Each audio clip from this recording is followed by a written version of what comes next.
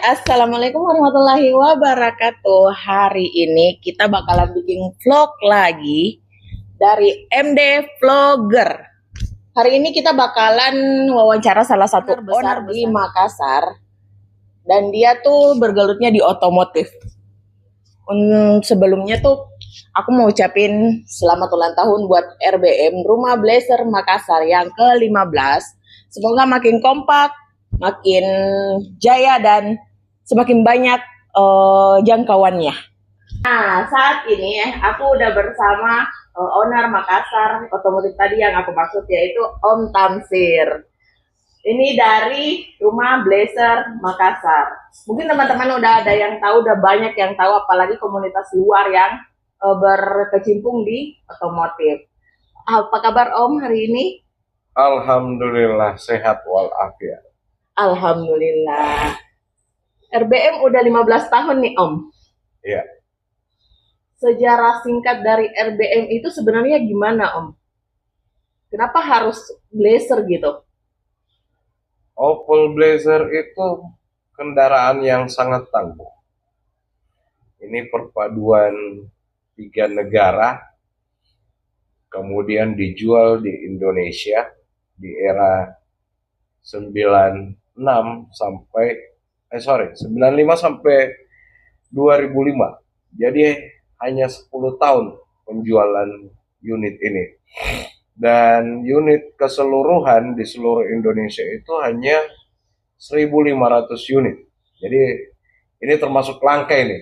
Limited ya? Ya, jadi banyak orang atau banyak mekanik gitu nggak paham gimana sih sebenarnya cara kerja sistem elektrikal dari Opel Blazer ini gitu. Kalau Opel Blazer ini sendiri di Rumah Blazer Makassar itu lebih banyak mengarah ke edukasi. Jadi kita lebih menekankan untuk pengguna-pengguna Opel Blazer itu agar memahami kendaraannya, bukan cuma mengandalkan mekanik gitu. Berarti ini RBM ini kan bengkel salah satu-satunya kayak bengkel Opel Blazer yang ada di Makassar. Bukan cuma di Makassar, tapi di Sulawesi Selatan. Di Sulawesi Selatan. Berarti semua yang ada di Sulawesi Selatan mereka mencakupnya di sini. Iya. RBM ini dia sekedar untuk servis dan spare part, atau dia memang ada tujuan kayak komunitas atau gimana yang punya visi tertentu? Jadi kalau dari judulnya namanya kan Rumah Blazer, rumah ya. Rumah itu tempat kita bisa ngopi, bisa berinovasi, bisa curhat, bisa menangis, bisa apa aja. Namanya rumah ini.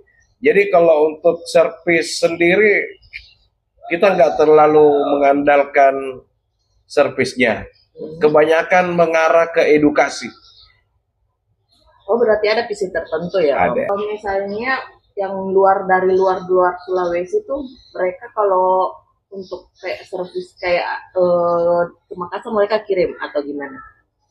Kalau luar Sulawesi, kebanyakan yang pas melintas di Sulawesi pasti mampir ke sini, benahi kendaraan sedikit, kemudian melanjutkan perjalanan. Kalau untuk Sulawesi Selatan sendiri, terdeteksi di RBM itu hanya nggak salah 34, enggak. Sekarang ada masuk 3 biji dari Jawa. Berarti 37 unit yang ada di Sulawesi Selatan ini. Masih banyak ya. Ini kan salah satu yang istilahnya mobil unik ya sekarang Om kan? Ini sudah bertahan 15 tahun. Padahal kan posisinya gini, Om Tamsir ini kan masih masuk di beberapa komunitas Apoci, Fibro, FCI. Iya. Kenapa Rumah Blazer Makassar ini masih tetap dipertahankan? Itu tadi yang saya bilang, ada hal yang unik. Jadi seseorang itu akan menetap di sebuah posisi ketika dia merasa nyaman. Ya. Artinya kalau dalam eh, standar kenyamanan sebuah kendaraan, saya mengatakan Opel Blazer ini yang ternyaman. Nggak tahu ya kalau sejenis Lambo itu saya memang nggak ada niatan untuk miliki. Tapi kalau selevel di bawahnya yang sudah itu kan sudah saya coba dan tetap pilihan saya masih tetap di Opel Blazer. Berarti ini mobil istilahnya dia punya unik dan cerita tersendiri ya. Iya. Nah, untuk pengguna-pengguna baru nih Om, Iya. pengguna baru mobil-mobil Blazer nih, siapa tahu kan biasanya tuh anak-anak muda mereka sukanya yang vintage apa gitu-gitu kan. Apa saran dan tips buat mereka nih untuk yang pengguna baru seperti itu, gimana untuk merawat kayak Opel Blazer gitu? Opel Blazer ini sebenarnya simpel rumusnya. Dia nggak perlu pemeliharaan atau perawatan yang berlebih. Justru Opel Blazer ini ketika kita merawatnya dengan baik, yakin aja sekali sekali pergantian part atau permajaan spare part secara keseluruhan itu akan bertahan sampai 20 bahkan 25 tahun. Ini kan 2026 ini untuk cari suku spare part, suku cadang kayak gitu susah nggak untuk Opel Blazer? Opel Blazer sekarang sudah jauh lebih mudah karena sudah banyak yang online. Oh iya. Jadi kita nggak perlu terjebak lagi dengan mekanik-mekanik nakal yang ngasih harga tinggi. Berarti ini Opel Blazer sekarang dia sudah punya banyak komunitas. Ada banyak dan tersebar di seluruh Indonesia. Jadi Indonesia ini bisa dibilang surganya Opel Blazer ya. Karena dibanding dengan negara tetangga seperti Malaysia, Malaysia itu nggak dapat penjualan pembelian Opel Blazer itu. Yang ke Indonesia emang pusatnya Opel Blazer kayak gini ya? Intinya di Indonesia ada 1.500 unit Opel Blazer. Ya kurang lebih mungkin per hari ini secara keseluruhan paling tinggi 600 unit lah. Karena di Rumah Blazer Makassar sendiri kita pernah ngampak itu 27 unit. Jadi kendaraan-kendaraan yang bisa dikategorikan nggak ada suratnya dan lain sebagainya dalam keadaan rusak. Itu kita beli mulai 2011 sampai 2020 ya. 2020 itu kita masih lakukan pembelian. Jadi kalau yang nggak ada surat sudah kita kampak aja, kemudian spare partnya kita jual ke luar Pulau Sulawesi. Terus yang kita berhasil bangun itu ada 36 unit. Dan kita sudah lakukan penjualan sampai ke Bali, kemudian ada yang ke Papua, apalagi Sulawesi Utara. Berarti memang sudah seluruh Indonesia ya? Iya, dia berlaku secara umum itu. Ini kan udah termasuk lama Om. Udah lama bahkan 15 tahun. Ya. Kenapa Om tetap bertahan dengan spesialis Opel Blazer ini? Nggak ada, maksudnya nggak mau buka jangkauan luas dengan ngambil mobil jenis-jenis lain atau tipe mobil lain gitu.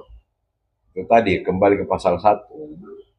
Bengkel ini orientasinya adalah hobi.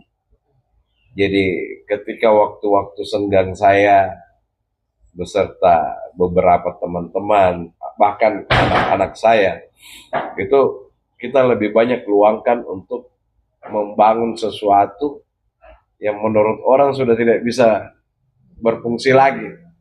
Artinya ada seni di situ. Berarti ini ada cerita, kenangan, dan semuanya include ya? Banyak cerita. Jadi untuk selanjutnya untuk apa? Kayak dia RBM ini dia berharapnya ke depannya dia tetap eksis di Blazer atau ada rencana untuk buka yang tambah-tambahan untuk mobil fintech lainnya kayak gitu Om? Untuk sementara, kalau sebenarnya mobil umum kita sebenarnya sudah garap mobil umum, hanya kan itu hanya sebatas kendaraan operasional perusahaan.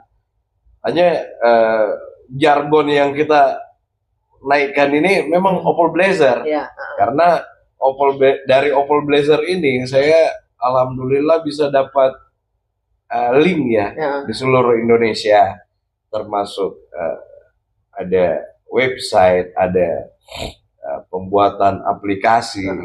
Itu kan semua dari orang-orang Opel Blazer itu. Oh iya. Makanya saya merasa nyaman aja, nyaman. Berarti banyak jangkauan luas banget gitu Om. Luas. Bukan saya bilang nggak ada yang komunitas lain, nggak ada ini kan, nggak. Hanya ya kembali ke pasal satu tadi, saya nyaman kok di sini, nyaman di Opel Blazer. Harapan Om Tansir nih untuk kayak istilahnya nih pengguna-pengguna baru, mereka harus gimana nih selanjutnya? Ya, satu hal yang pengguna baru mesti pahami, jangan cuma tahu beli aja, tapi bagaimana caranya bisa memahami karakter kendaraannya. Artinya dengan kendaraan kurang lebih usianya per hari ini mungkin 20-25 tahun, itu kan pasti ada part-part yang harus diremajakan, kemudian cara penggunaannya, dan yang perlu diperhatikan dari Opel Blazer itu cuma dua aja sih sebenarnya, air reservoir dengan oli, selesai. Tapi kan banyak yang bilang biaya untuk perawatannya tuh mahal. Enggak kok. Ini bahkan lebih murah dari mobil Jepangan. Mereka ini hanya terjebak dengan oknum-oknum yang selalu bilang, ini barang susah nih, apalah. Itu adalah trik mereka sendiri. Kita nggak usah buka itu. Berarti itu udah trik teknis mereka ya? Iya. Jadi mereka ini kebanyakan, kalau saya perhatikan, itu di 2011, orang-orang ini memang profesinya kayak gitu. Kalau kita kan bukan profesi sih, lebih mengarah ke hobi. Hobi itu kan target orientasinya satu, bagaimana caranya kita menyalurkan hobi dengan rasa nyaman, rasa asik, kan gitu. Berarti ini sebenarnya kenapa Opel Blazer itu berarti memang tujuannya karena hobi, nggak ada visi tertentu ya berarti ya. Baik, untuk kalau misalnya dia selama ini 15 tahun, tantangan terbesar yang pernah Om Tansir hadapi itu apa? Tantangan saya rasa nggak ada. Karena memang basic kita di sini itu electrical engineering, justru yang lebih besar lagi dibanding Opel Blazer itu. Intinya kan engine itu, mau engine apapun sebenarnya sama. Yang penting kita paham cara kerjanya, fungsinya apa, ya paling bentuknya aja yang berubah. Macam filter bensin, ada yang bulat, ada yang segi empat, filter udara, tapi fungsinya semua sama. Ilmu yang mengajarkan tentang fungsi itu sama. Ini luar biasa, ini udah 15 tahun. Pasti sudah banyak hal yang dilewatin. Dari per komunitas lah, dari servisnya.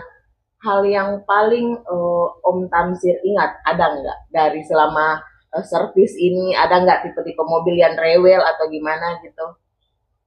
Kalau tipe mobil rewel, tadi saya bilang, Opel Blazer itu hampir semuanya sama. Hanya mungkin